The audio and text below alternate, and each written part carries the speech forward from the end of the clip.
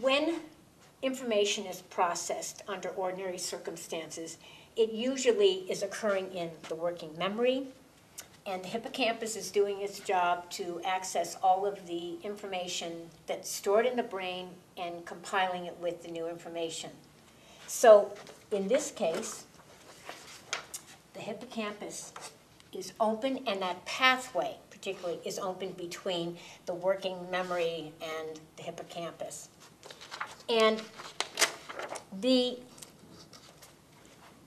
limbic system is simply bypassed. Information comes into the brain and it goes directly into the working memory, and all of this can take place.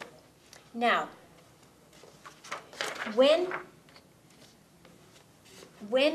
the brain feels a fear-based behavior, and the word fear is not necessarily accurate. We think of fear as running away from something. Let's think of fear as anxiety, depression, embarrassment, any of those very negative, salient emotions that one can feel, either bringing into the classroom or feeling it all of a sudden in the classroom. In this case, then, the amygdala takes the action. This is the fear center of the brain, and its purpose is literally to learn and remember what to be afraid of.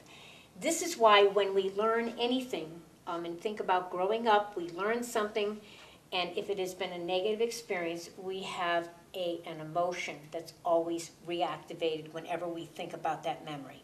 So the amygdala makes sure that when we've learned to be afraid of something, we don't make the same mistake again.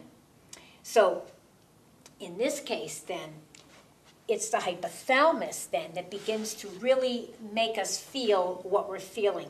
The amygdala sets the stage, and almost simultaneously, we begin to feel the physical awareness, feeling anxiousness in the stomach, feeling sweaty palms, our heart begins to race.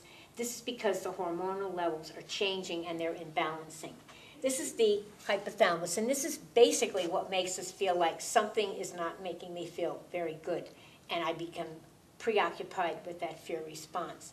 Now, in this case, if you think about your student in class and you're teaching, and this happens, and they begin to feel that anxiety welling up, this is what happens.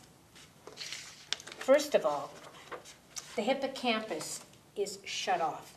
The amygdala and the limbic system are open for business.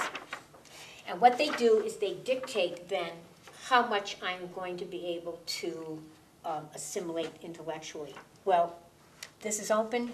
I'm feeling anxious.